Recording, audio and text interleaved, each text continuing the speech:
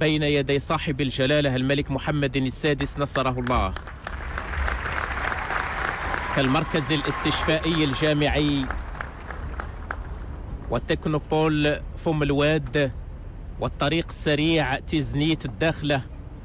وميناء الداخلة الأطلسي الذي سينجز ب6 ملايير درهم لجعل تكنوبول فم الواد والطريق السريع تزنيت الداخلة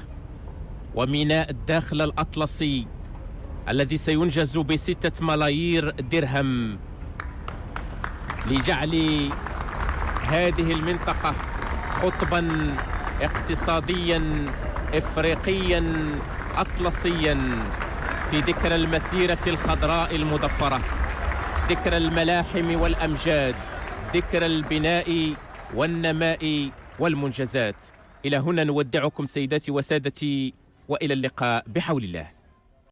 والتكنوبول فم الواد والطريق السريع تزنيت الداخلة وميناء الداخلة الأطلسي الذي سينجز ب6 بين يدي صاحب الجلالة الملك محمد السادس نصره الله،